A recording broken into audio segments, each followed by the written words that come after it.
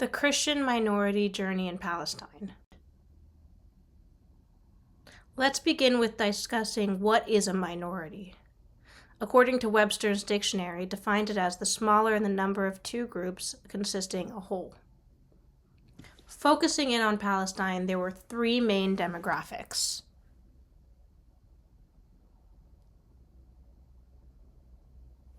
The Jewish population, the Muslim population, and the Christian population. The Christian population in Palestine before World War II was just over 10%, so by definition, Christians were the minority. They all had the same claim to the land: God.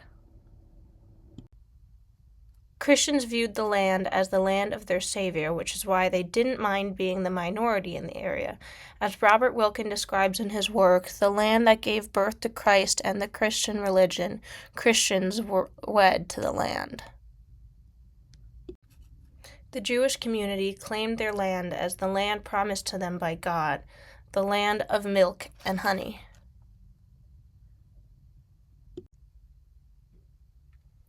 For Muslims, it is the Holy Land and the home of the shrine, the Dome of the Rock, in the Al-Aqsa mosques.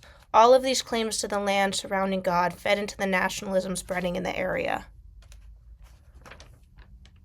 Christians began to consider themselves Arab. Living in an Arab-Muslim community, Christians considered themselves as Arabs despite being labeled a minority. Christians assimilated to the way of the land. Despite the growing sense of nationalism, the three demographics lived amongst each other under the Ottoman Empire, under the millet system. The millet system was not equality but tolerance. It was a hierarchy favoring Muslims and forcing the Christian minority to pay a tax called jizya.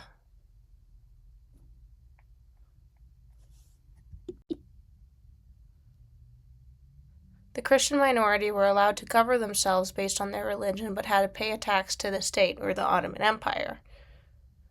This act of separating the religions and favoring one fostered the separation of the demographics and therefore nationalism and the growth of minorities.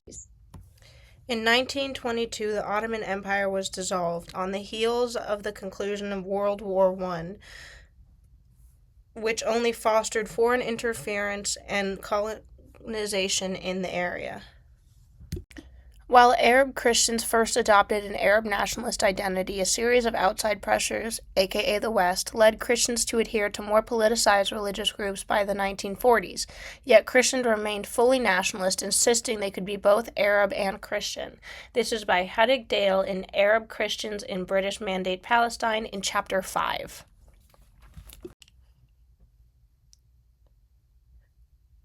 Due to the rise of nationalism and separation between the three communities, tensions rose high, all the way to the conclusion of World War II when everything changed. After the conclusion of World War II, there were several problems, but two main issues were left: reparations for Germany and liberation for the Jewish population who had been so terribly persecuted. That is where the United Nations Special Committee on Palestine came into play. On the heels of World War II, Britain and the United States were the primary, who had already colonized the Middle East and Palestine so severely, and they came up with a solution. They decided to give the Jewish population their own nation-state in the land they called holy, so they divided up Palestine. 45% went to Arab Palestinians, mostly Muslim, and 55% went to the Jewish population, making Christians a minority again in both territories. These borders essentially divided up the Jewish population into one territory and the Muslim population into the other, furthering the growing nationalist attitude and excluding Christians as a minority again. This separation had two issues, well, more than two, but two issues we will focus on today. One is that many Jews, Muslims, and Christians alike were forced out of their homes to relocate to their corresponding territories, creating further hostility between the groups. And the lines were so jagged and difficult to decipher, Muslims and Jews immediately engaged in a land struggle with no consideration of the Christian minority within them. The separation furthered the rise of nationalism and tension between the two states. As the Muslim Palestine was immediately pitted against Israel, leaving Christians somewhere in the middle with no nation to call their own.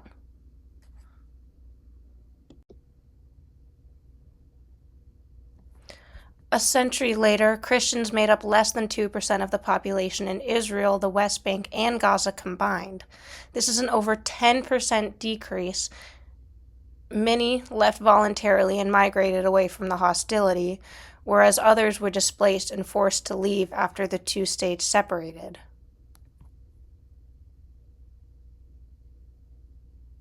Thank you for watching.